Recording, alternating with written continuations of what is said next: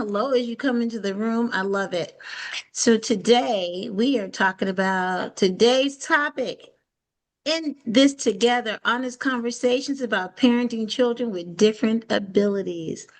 This is going to be one of those conversations that's so eye-opening and so uplifting and so encouraging that I'm glad you took time today to join us for today's conversation.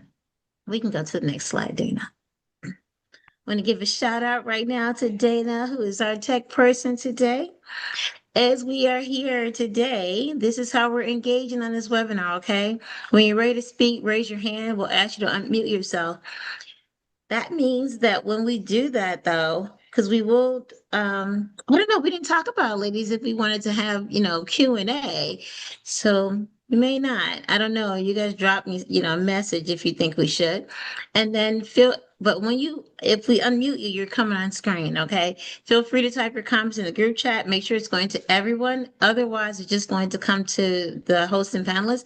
And then we're expecting a little over 200 people today. So be patient with us as we try to get to your question or your comment. Okay. Next slide.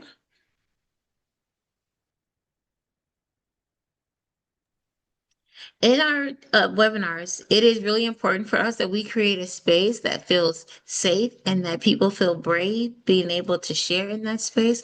So we have these wonderful agreements. How many of you guys are familiar with these agreements by now? Great. Okay. So the first one is you're going to speak from your own experience and use I statements. Okay. It's about the me, not the we, where we're in this wonderful space. And then follow the golden rule. This is all of our cafe agreements wrapped up in a nice gift package, bold gift package. It's treat the other people the way you want to be treated. So no judgment, because we can get that from social media. We don't want to hear. Okay.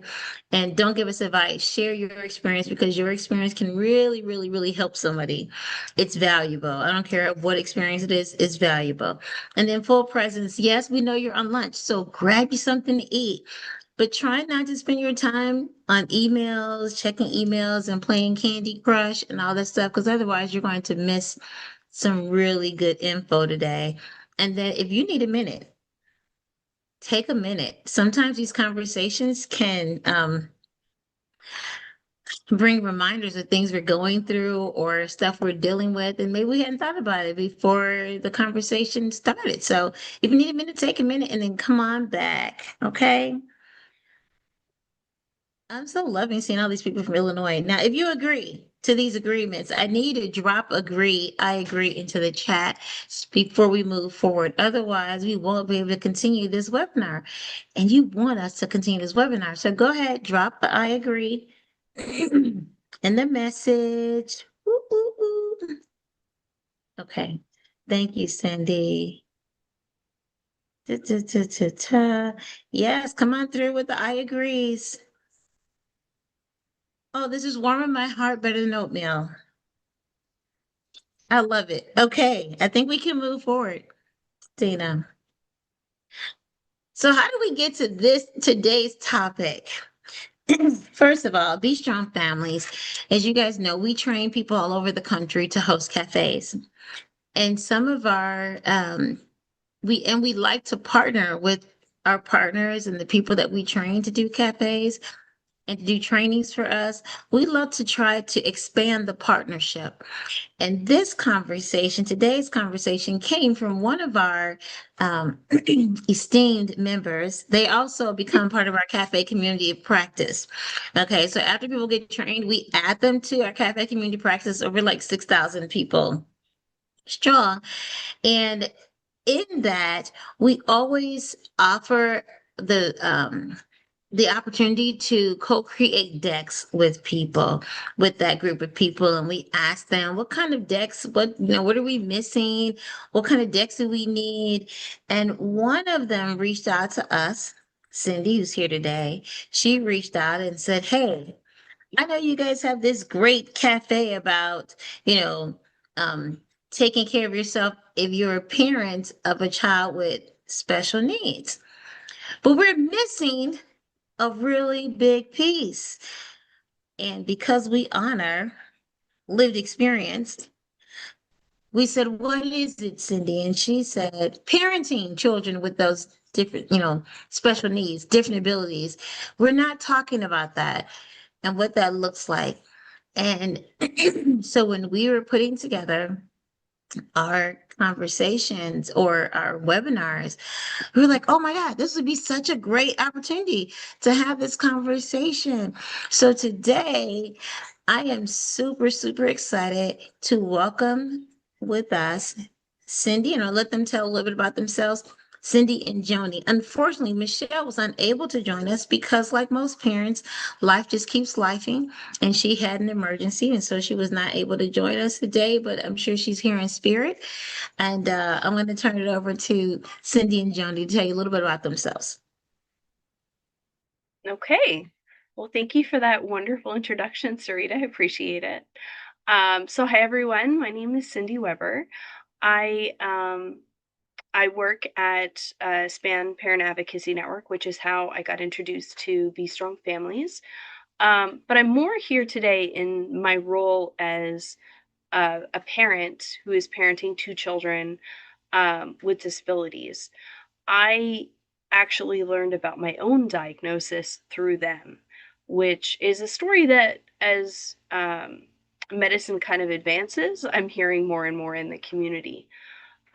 So I'm very excited to be here and to talk to parents and caregivers and the professionals that are supporting parents and caregivers um, in that journey, and to just talk about things that um, perhaps aren't talked about enough or talked about honestly. Um, so we have a few questions to go through, and we're open to where the conversation takes us, which is what I find you kind of have to develop as a parent. Um, Parenting children with disabilities, you have to be open to what's coming next, because often you can plan, and life just lifes, and we're here and we just do the best that we can. Thank But you, yeah, Cindy. Joni, do you want to introduce yourself? Hi. Hi, my name is Joni Kovacs. I'm a mom of three boys who are my biggest blessing, but also my biggest challenges.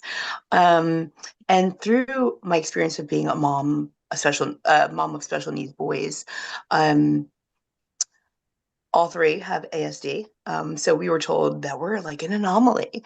And two of them are nonverbal. So it has been challenging. And through that, just the process of not only getting them diagnosed or just learning, immersing myself into their world, um, has left me happy, sad. It's been complicated. Some areas have been less complicated. So if I'm going to go through that with my children, then I don't want any parent to be alone. And I want parents to feel that they're supported and that we're in this journey together, no matter where we are. Thank you, Joni. All right, so let's go ahead and have this conversation. Uh, so the first question I'm going to ask you all, and Dana, you can go ahead and take the slides down. When you guys think about your journey as parents, what has been one of the most meaningful or unexpected moments? Um, yeah.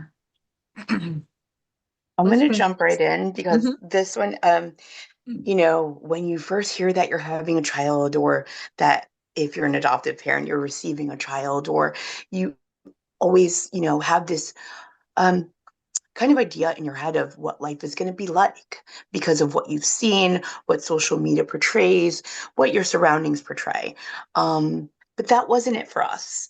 I noticed at a very young age that my child was showing signs of something, and when I went to go get help, it didn't happen. The response I got was, no, they're okay.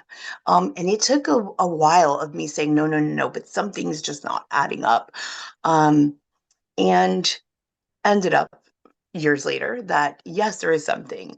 But the process was difficult and it's not what I expected, but it caused me to really learn and to my child wasn't very verbal or was very delayed. So it took me just submerging myself into every cue they gave, every single I had to learn their favorite color without them speaking. I had to learn certain textures or just certain play tactics or play techniques. So it was surprising, but yeah, it was beautiful at the same time. For Thank you, me, John. um, I can I'm thinking of a few examples like that as well. Um, it took a long time for me to be really comfortable with where I thought my my oldest would be. Um, he we knew right from the beginning, and medicine knew right from the beginning that he had something. We just didn't have a name for it. And so it took about 2 years of um, testing, and we're not really sure, but we think it's this, um, before we actually got an answer. Uh, and I thought that that would be sort of the end, like, that would we have it has a name, we know we can start.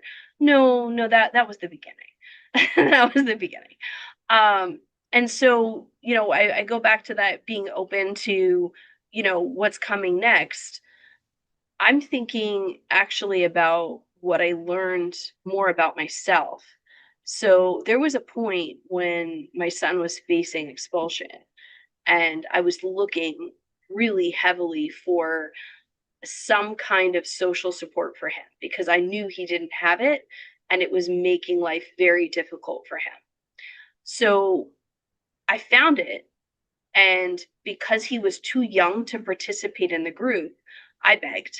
I begged like a mom who had no other resources, Mhm. and they let him join, but they said, I have to stay and attend the parent group because they wanted me there in case there was a problem.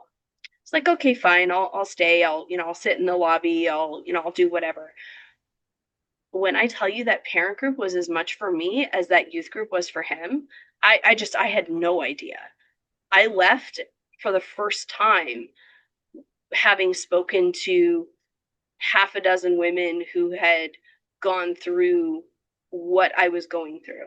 And I found my my village, really. I found people that understood what it was like day to day, and they had resources on the other side. It was, not, oh, I get it. It was, I get it and I want to help you. Um and I really think that was actually a new beginning for me because I felt like I was going there with the intention to help my son. My own needs weren't even on my radar. It was, I'm a mom, I'm helping him because that's what he needs. And when I left, I felt like someone took this, box of bricks off my back. It's like, oh, so maybe I do actually need to take care of myself. Yeah, And so that's why I love this name because, you know, we are in it together. We just don't realize because we don't have that sense of community that many of our ancestors did, or even, as far as our parents' generation or grandparents. Like, we're very, individual. This is your yeah, house, your community. It's not, you can't call a neighbor and ask for a cup of sugar anymore. They think you're yeah. weird.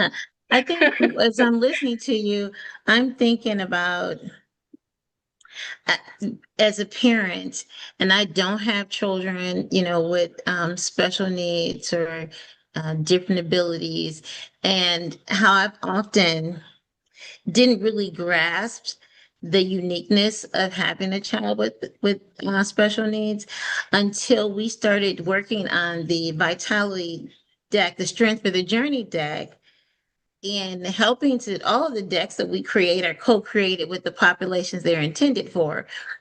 And we're in this conversation, and I have all of these, wonderful moms who are who have this unique position, and they're sharing, and I'm thinking, oh my gosh, oh my god, oh my god. Like, I'm a parent. I love parents. That was a piece that I have been missing, to find out more about how to support those parents.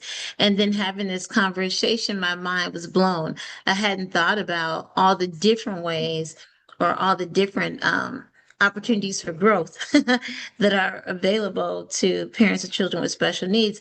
That being the case, what are some of the challenges that people don't always see or understand about parenting a child with special needs? When they say exhaustion, I don't think anyone could surmise how exhausting it is, number one. Number two, that I know family members may see you and see all the great things and see the cute pictures and updates of your children, depending on where they are, whether near or far.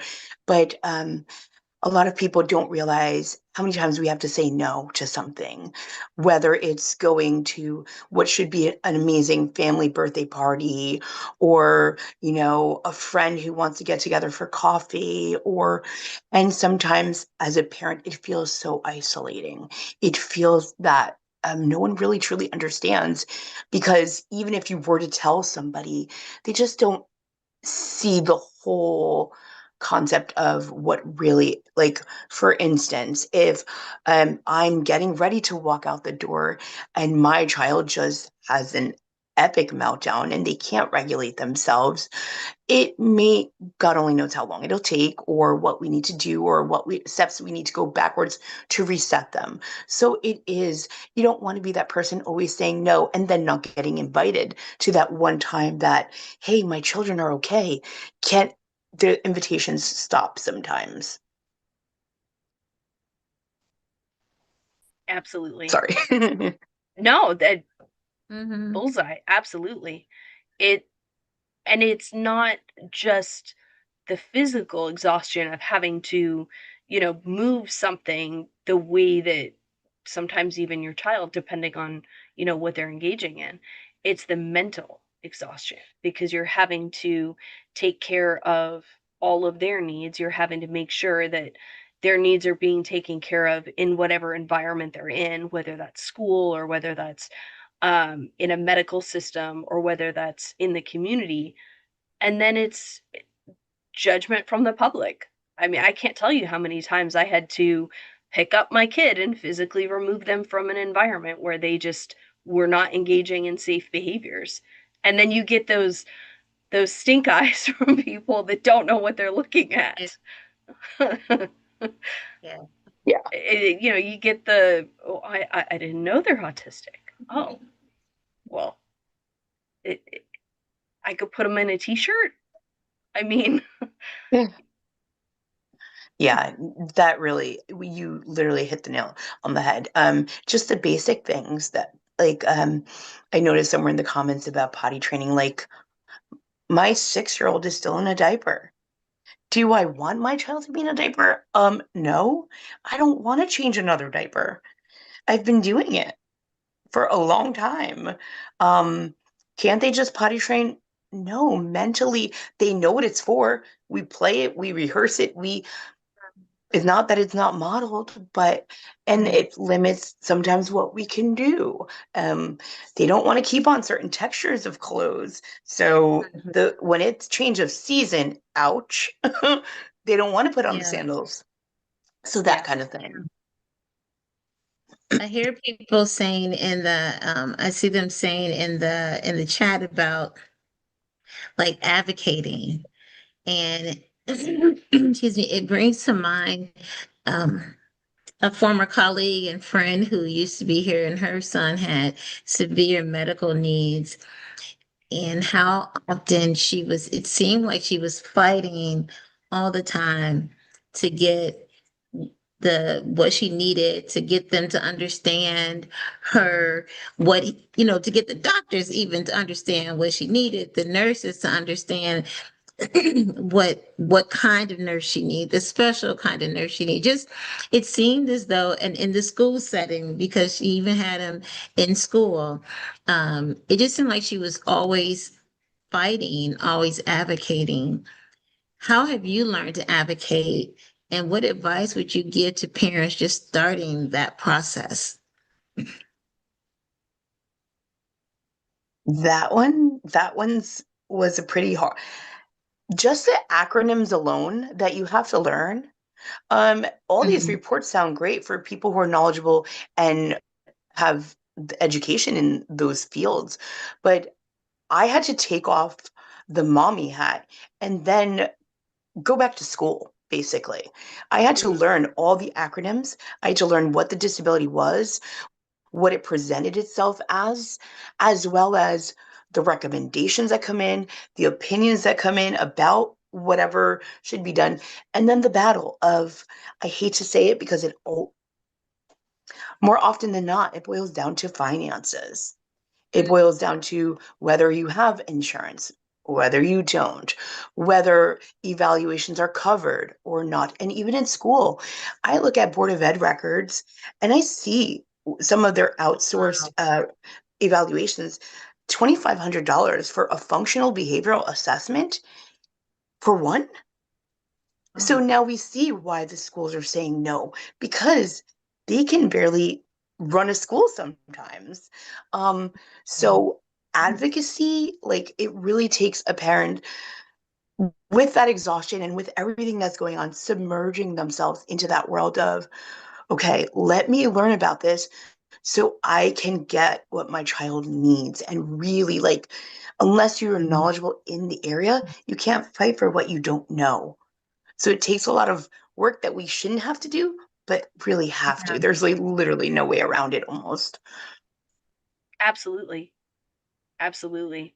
Then, I mean, that summed up probably the first when I moved to New Jersey. I'm in New Jersey.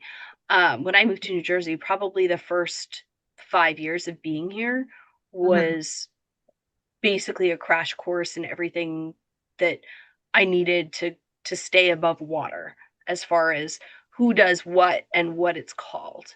And now one of the first things that I do when I'm in, a committee or in a room and people start using Mhm. acronyms is to try to spell that out. Like it took me years of being in a committee to understand it's called kayak. And for the longest time I was trying to spell it like the boat. Um, but it's not. It's CIACC. But nobody ever explained that to me, and I felt this big. I didn't know how to ask. So, using examples like that, I didn't know what I was invited to join. I just was told that I would be good in the room, so I went. And it took me a while to figure out what those acronyms mean Mhm. and how to contribute to the conversation. Because I definitely don't want other parents to go through what we did. Um, yes, kayak is specific to Yeah. New Jersey. Thank you. No, that was just an Okay, I example was gonna because ask. I was thinking about the boat example because everyone Mhm. was talking about. I'm going, well, what's this boat? What are you talking about? And I'm sure there's other acronyms that just happen to Yeah. spell something, but that was one of the ones that I had to think about. I felt like I had to go back to school in order to parent my child. And that's definitely something I've heard from many different folks. Yeah. Woo, that's a lot. And you guys were talking. I was like, so there are, you guys were talking, and I was thinking like acronyms. So what, just give us an example of, you gave us kayak, or is, because you guys mentioned having to learn all the acronyms. Is it just acronyms that are specific to the different, when you're working with a child with disabilities? Is it No. specific to their disability, or is it specific to just like what kind of acronyms? So educational, medical, systems. I mean, Okay. every state and even the federal government loves their acronyms. You see it even in bills, right? That they get Mhm. all clever and it's the whatever bill and it all spells out the topic. But when you're trying to help that population, helping them to understand what it is and how it's going to be useful, that the Okay. laws and the systems that support families are not written in a way where they're understandable to the average family. Yeah. They're just they're just Yes. not. You got to put it through a decoder ring before you can understand. And but then Literally. how do you access it? And then there's Yeah. people that are struggling through when they don't have to. There are Yeah. services, there are supports. You just you don't always know where to find them. And it's not like Mhm. there's people leading you down a path. If it hadn't been for the fact that an employee at Span had been at that parent group meeting one night, I I don't know that I would have found them. I just was in the right place at the right time. And you guys, so as we move to the next question, um, this question made me think about because I have a niece who is on the spectrum, and for the longest time, my brother would say to us, "This is the first child that we had in our family who had a disability." So we didn't really know how to navigate. We didn't know how to support him. We didn't know what that looked like. She's really, um, she was nonverbal for a long time. The mom didn't want to let her get tested, because just whatever, didn't want to let her get tested. So we didn't find out. And and I remember saying to him, like, he would say, "You guys never want to watch her for me or a babysitter for me." And I remember us having this conversation. We're like, we don't know what to do. Like, we don't, she doesn't, she's not verbal, so we don't know how to support. We don't know what to do. And then when we finally did, I remember her loving my house. Like, I was like, okay, she can come. I just jumped in and was like, okay, I'll watch her. Stay on dial. Keep your phone next to you. And he's like, just talk to her. Just talk to her the same way I talk to her. And then I was like, I don't know what to do. Turned out we had a wonderful time together, and my house became a house that she was quite comfortable with. And she would just walk in and go upstairs to the guest bedroom like it was her room Mm. after a while. But I remember my brother, like, you guys won't, nobody will help me because we didn't know how. And Yeah. he just knew, like, watch her for me sometimes. And we're like, but she doesn't talk. We don't know what to do. Do you know what I mean? So when I think about that conversation, what does support look like for you as a parent, and what has actually been helpful versus not helpful? I love that you said that because the fact that they asked, it's major. Um, Mhm. my children have never been watched by anybody. My mom watched my child. My 7-year-old got watched while I had his brother, and they both got watched when I had my littlest. Other than that, they've never had a babysitter. They've never been left alone with anybody. And when I say babysitter, if my sister is somewhere on, maybe she's on, maybe she's not. We went to her wedding for a few hours, and that was the only time we left our children to my mom. In 7 years. So in saying that, it takes more to let go of the control as far as knowing what they like, knowing what they don't, knowing what triggers they have, what not. Some things cannot be Yeah. explained. So it takes so much more. And then knowing that their risk of whether it's hurting themselves, hurting someone else because of self-interest behavior, or because of meltdowns that they can't recoup from, and just all the strategies that I use to get them back and reel them in. That I don't. It's not that no one can do it and no one can figure it out, but I probably wouldn't have another babysitter if if I tried to let someone watch them. Um, so it's harder to let someone watch them than to deal with it myself. Yeah, I can understand that because just being totally honest, especially when she started her menses, and he was like, he's a single dad. He was like, he called all of his sisters like cursing, like what the, you know, you guys deal with this all the time, and then we were like, we don't want to watch it. Like, who's gonna do that? And it, it became a joke. We found humor in it, but the reality was we didn't know how to support it, and then we had to learn how to support our needs to be able to give my brother a break. I feel like the biggest support is when someone supports me as a mom, because then it gives me that support to be able to continue supporting my children. What does it look like to give you support as a mom? um Letting me vent without having a solution, or trying to everyone wants to help. When someone comes Mhm. to you with a need, our first reaction is, being human, is wanting to help someone. But just letting me speak, letting me say how hard of a day, or what the child did, or what the teacher said about what the child did, whatever, that alone, it's worth everything. Thank you. Agreed. Cindy, do you want to weigh in?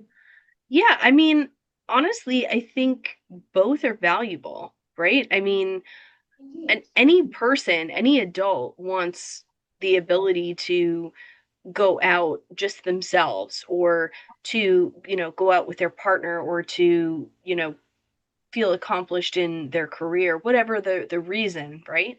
So asking for assistance, or needing assistance raising a child, with just watching them for an afternoon, um the fact that they asked is huge, absolutely, because it's so hard to just to hope that things are going to go okay. um but also understanding a couple of things. One, in general, they're not made of porcelain. If you get down on the floor and you play with the kid, you treat them like a child, right? Um, but also, if the parent is saying, this is how they like their apples sliced, slice the apples, you know? Just trust me, it matters. Otherwise, that parent is gonna come from where they are and go slice those apples for you. Oh, Um, gee.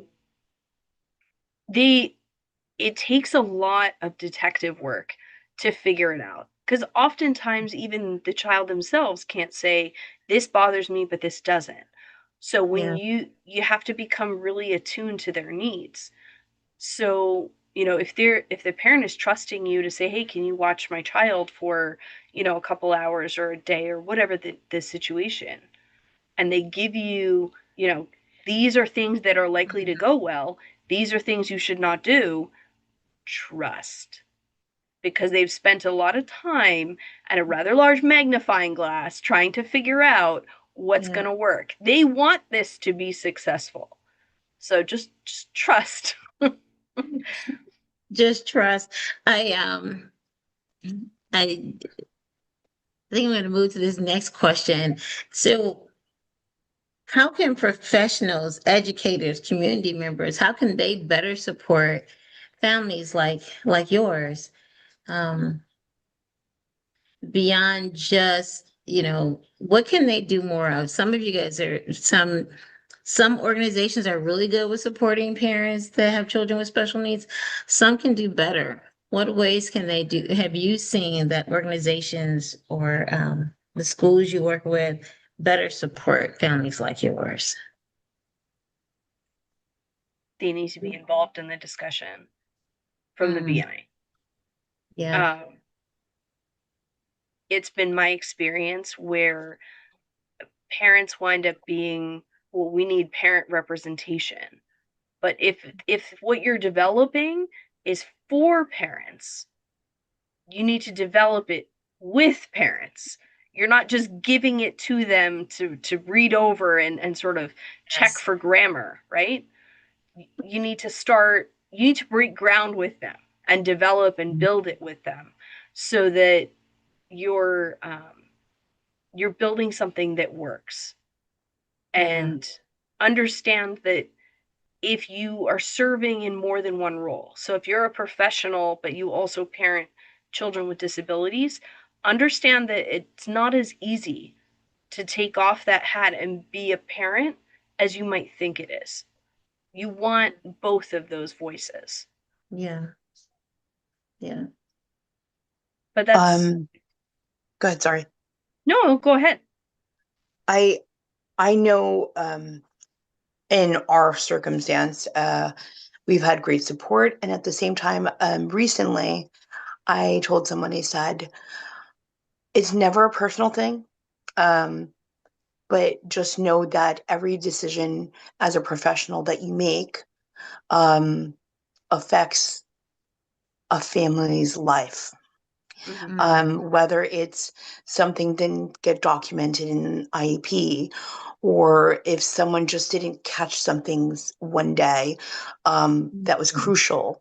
Um, any little miss can really affect a child's life, a family's life down the road. It may seem like, oh, I was just off of my game today, but I'll be back tomorrow and, we can regroup.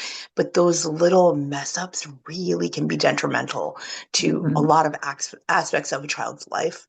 And it trickles down to siblings, to family, and a Yeah. lot of things. Agreed. Yeah. I When love that Jordan said, I would love for just once when I express a need to a school or a doctor that instead of hearing legally or we can't, maybe someone cares enough about her child individually enough to say, I'll try or teach me how. absolutely. Please Mhm. feel free to drop some more things that you wish, ways to support because we're learning from each other. Go ahead, I've Cindy. You felt were that going to way say. too. Yeah. No, I mean, Yeah. Jordan's comment, absolutely. I was thinking about what Joni was saying, that, documenting and that the profound impact that that can have on a family. And it reminded me, um, there was a point in my son's educational journey where I was told, we don't need to reevaluate. He'll still qualify. And I didn't know, right? So Mhm. it's like, okay, that's fine. So I'll just sign and we'll skip that testing and we'll look at it again in a few years because I didn't know. Mhm. Um, I found out 3 years later that he was about 5 years behind his same age peers in terms of reading comprehension. And when we think about reading comprehension in a middle school environment, that crosses into language arts, that crosses into science, that crosses into history. Of course, he's struggling. Of course, Mhm. he's not. You don't give a kindergarten child a middle school textbook and expect them to understand. But Mhm. I didn't know that the discrepancy was that big Mhm. because he could read, he could decode the words on the page. He just didn't understand what he was reading. So it wasn't visible to me until after I had seen that testing and had a conversation. But I didn't understand the impact of that decision. And so, to Joni's point, when professionals are working with families like that, understand that your desire to, move on to another child that maybe won't be eligible means Mhm. that children that need that big piece is missing. Yeah. Yeah. You mentioned something, Cindy, earlier when we were talking. You shared something. What was it? Remember we started having the conversation before the webinar, and you were talking about how how parents with special needs are sometimes judged because they can't attend meetings. Oh, yeah. So Something to that effect. Please talk a little bit about that. sure. So, one of the things that we were talking about was surrounding getting to appointments or getting to, school events or parent teacher conferences, things like that. It's very easy to look at an absence as an absence of caring, right? They they didn't show up. I haven't seen them. If if you approach the issue as, why aren't you coming, or, why isn't this important to you, then it's putting blame on the parent for something that isn't always within their control, instead of approaching it from a perspective of curiosity, which oftentimes the first one is what we experience, some variation of that. Like, you know that it's important for your child to attend these meetings, or you know it's important for you to attend parent teacher conferences. Okay. But if you had asked the question, what is the barrier for you attending? Or, assume that they want to do it, right? But if you're approaching the question from why aren't you, then immediately it's that, well, that they don't care, they don't understand, they don't see the barriers, they don't see that there's been half a dozen meltdowns since breakfast and it's 11 o'clock. They If you approach it from, I want to learn, I want you to help me understand, then that's how you build that partnership. And then you get an email from the parent that says, today was just a really bad day. Can we Zoom in the afternoon or when you have a few minutes and we'll talk? Mhm. Yeah. Most parents want to work with medical systems, school systems, they just might need a little bit of support to make that achievable. Yeah, it's just Yeah. I'm seeing so much agreement in the chat right now, and this yeah, it's resonating with me as well because just you know it speaks to the non-judgment piece. It speaks to empathy Yes. and being kind and patience because all situations are not the same. It makes me think of like just regular parents who don't have children with special needs, just have, the kids stuff just happens all the time. And sometimes it's out of our control, the things that happen. But when schools see parents and they judge without knowing what's going on or even asking or being curious about what happened, do you need some supports, just I don't know, there's so much need for kindness and empathy, for just parents overall and families. I'm sorry, I got a little like, oh my god, this What is got a little in my what I learned feelings. what I learned through that exact situation is, and I know my children's teachers must either A, they really like me, or B, they say, when will she be quiet? Because what I learned to do now is the minute my child is going to the next grade, before school starts, I'm writing the long email about everything from the way they like to be diapered, the way they eat, the meltdowns they have and why. And then I'm all about the carryover. It's so ingrained in us that we need to keep a lot of things private because this is our life, it's nobody's business. But it really is when it comes to children that have special needs, especially like um my if my child had a meltdown that morning, I want the teacher to know, hey, it's been a rough morning. So I will send that dojo or that message saying this and Mhm. this and this happened. They didn't sleep well. They were cranky. I hate to say this in this forum, but they didn't have a bowel movement like they normally do. I want them Mhm. to know what they're expecting from that child coming Yeah. in. And either teachers will say, ugh, her again, or appreciate it and then know why the child may be a little sensitive or whatever the case is. Yeah. So we only have about 15 minutes left. I have one more question, and then I do want to allow some space for you guys to sort of talk about span. But but as we begin to sort of wrap the conversation up, if you could share one message with another parent walking a similar path, what would you want them to know? How would you encourage them? So Go for for it, Cindy. me, I'm gonna shamelessly plug the protective factors because you so you can't change a lot of what you're dealing with. But Mhm. for me, when I think about the difference I felt and the way that it was so much easier to carry on when I had someone I could call at midnight and say, life is just Mhm. lifing extra hard today. And that person knew they weren't even someone that I knew very well or that I would consider to be, a best friend. but they knew in a way that nobody else knew. Um, Relationships, so, so important. Concrete supports, who can you call? How can you access resources that you need, right?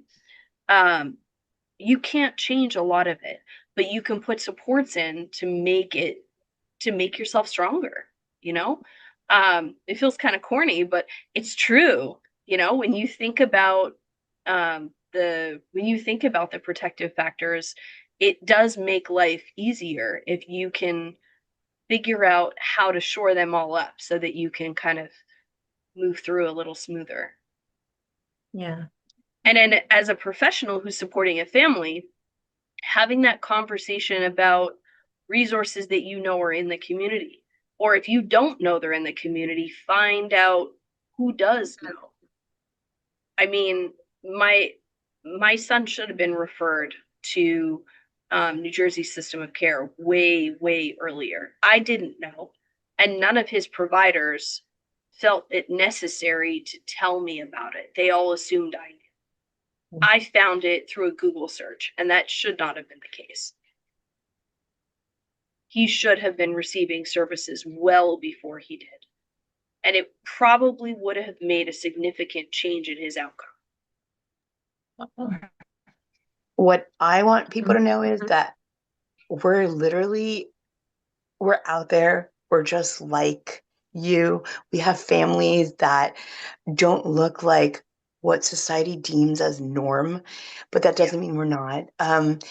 We just don't have the reach to just talk like we would a neighbor or someone, but we're here. We're going through the same struggles. You're not alone. Even on your hardest day, you're not alone.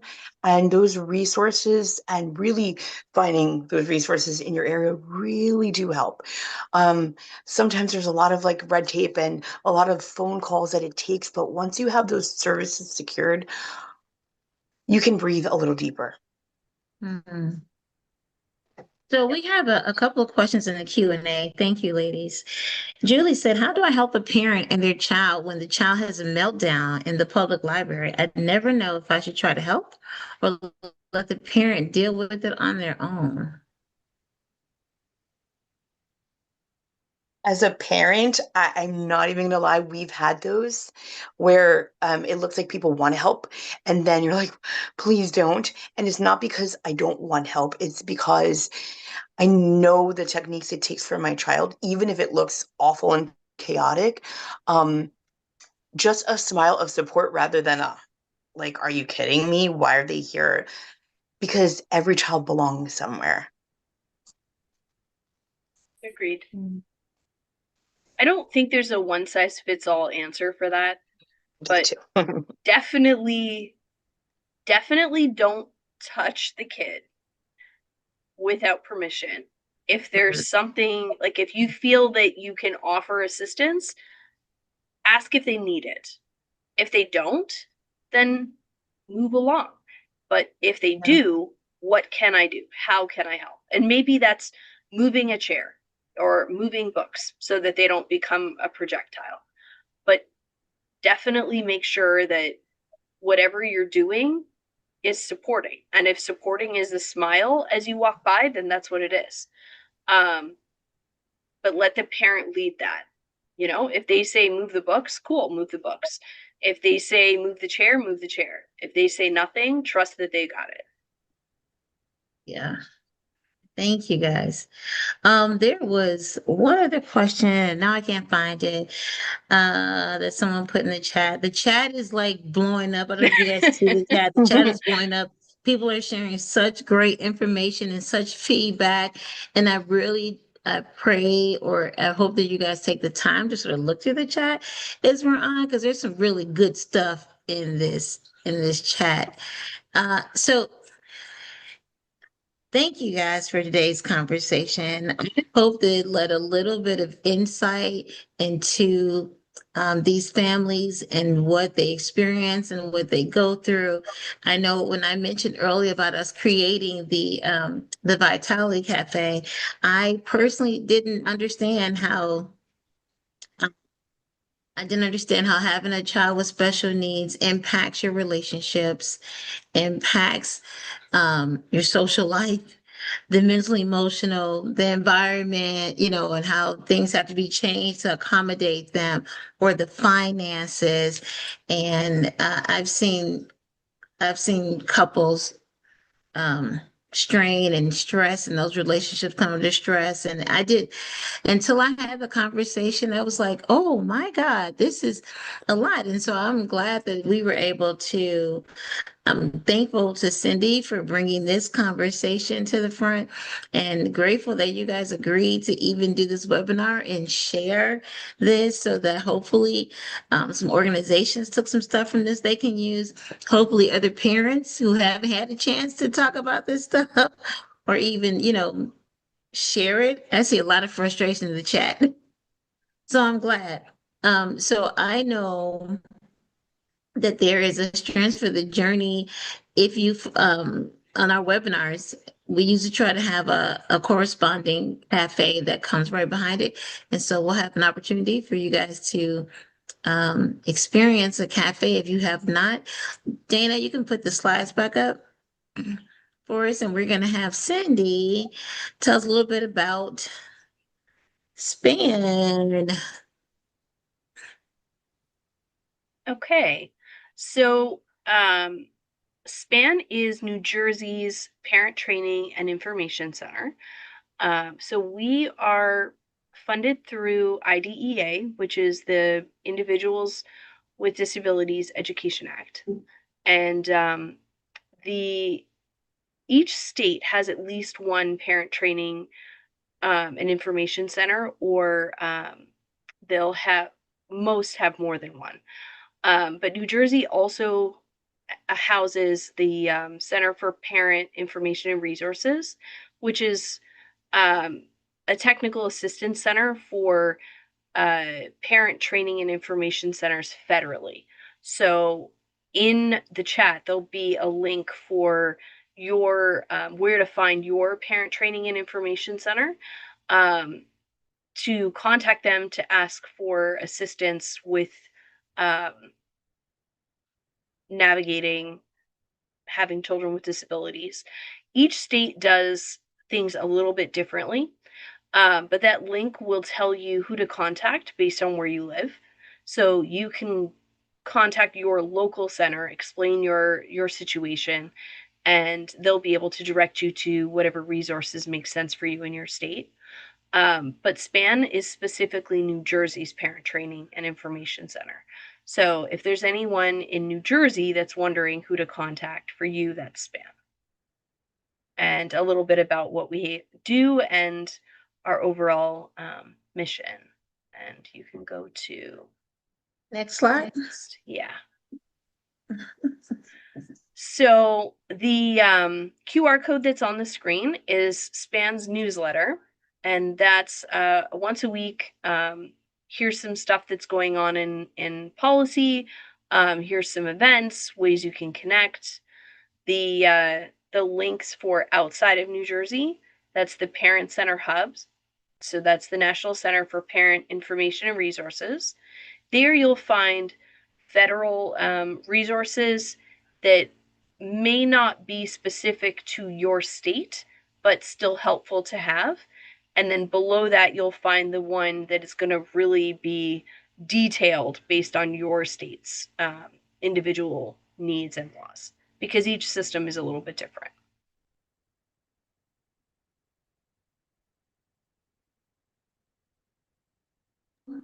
Thank you. Next slide. I think that is, I just want to say, I think that's a great resource. So if you don't know, as we were getting ready to come on, Cindy was helping Dana figure out where was close to her. So this is that concrete support part. Where do you go in your community if you need help with something? If you need help taking care of your family, if you need support as a parent or a parent with special needs, where do you go in your community? So use the find one in your community link. Okay. Mm-hmm. Learn about SPAN, get involved so that you can get more support. Again, my kids are grown, but I needed a lot of support So don't miss this moment and take these links and share them with other families. We have a taste of cafes that are coming up. Spring Forward, Parent Strong, by choice, not chance, empowering parents. Click the QR code. It'll take you to the upcoming Taste of Cafe. If you've never been to one, get ready to have your mind blown. Woo, woo. All right. Next, and of course, our cafes are led by the Be Strong Families parent team. Woo. Next slide. And then our upcoming webinar, join us the last week of April, where we'll be talking about using parent cafes as a strategy for prevention. Some of you guys have been coming to our webinars. You know about parent cafes. Your organization hasn't moved on it yet, and you don't really know how to explain it to them, or you don't know how to, first of all, invite them to a taste of cafe, or you don't know how they can be used as a strategy. Use the QR code and make sure you join us the last week of April as we bring together some of our children trust partners to have the conversation about how you can use parent cafes as a strategy for prevention during the month of Child Abuse Prevention Month. Okay, thank you. And next, don't forget the shop is open. Go for it. Get all your parent cafe needs at the shop. Um, yeah, get all your parent cafe needs there. Use the QR code. Next. Follow us on all of our social media channels, okay? Because we're the best and you need to be following us. And all of the resources that you need there, if you want to share them with people, today's webinar was being live streamed to YouTube. So if you want a copy of this recording and you want to share it, go to YouTube and you can share it from there. You're welcome, Hillary. Thank you. Please take a moment. Dana just launched our poll. So if you can take a moment and just complete the poll. And then if there is another topic that would be interesting for you or helpful for you and your organization or the parents you work with, please do me a favor and just drop that in the chat. We want to know. We want to bring things that are important to you. Okay. And then do we have another slide? Also, if you enjoy these webinars, if you enjoy the conversations we've been bringing to you, consider making a donation. Okay. Show your support and your love and all that stuff by making a donation. Every little bit helps to keep us doing what we're doing. And if you are in need of a certificate, let us know. And those can be one can be provided for you. They're given upon request. Okay. And so thank you so much again, Cindy, Joni, Dana. Uh, thank you. Span, appreciate you guys coming and being a part of this today, or not being a part, but bringing more awareness to the support that families with special needs. We appreciate you. Thank you guys all for joining us. We hope you enjoyed today's webinar. And thank you. And we'll see you oh, Laura, you have a question. We got two people with their hands raised. Okay, we got like 2 minutes. Where are they? Lori, Dana, do you see them? I saw two hands raised. I saw They Laura Hawkins. Let me see. Oh, here we go. They keep putting their hands down. Okay, Angelita, I saw her hands. I saw her hand down too. Okay. Was it an accident? All right. Last call before we before we shut down. Laura is asking about a certificate. I think she Certificate. was, yeah. Sure, Laura or Oriski. I know I butcher your name. Connie, Dana, I'm gonna drop my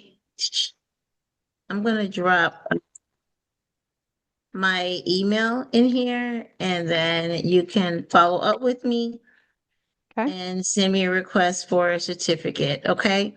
That's the Lynn, best way to do it. Otherwise, I'm going to lose you. All you wonderful people saying you need a certificate. Send me an email, please. I did open Linda's mic. She did have a question. Yes, Melinda. Yes, quick question. The trainings that you just showed a couple slides back, Mhm. Where's the link to actually sign up? It was the one for child abuse, I think it was, or child welfare. Yes, that Okay. one. Oh, this one, empowering Ah, parents, parents and partners. That yeah. is, if you go to that little QR code, it will give you all the dates. And then from there, you can choose which one um, you want to attend. Okay, thank you very much. I appreciate that. You're welcome. No problem. Thank you, Linda, for asking the question. Thank you for being here today. All right. Is that it, guys?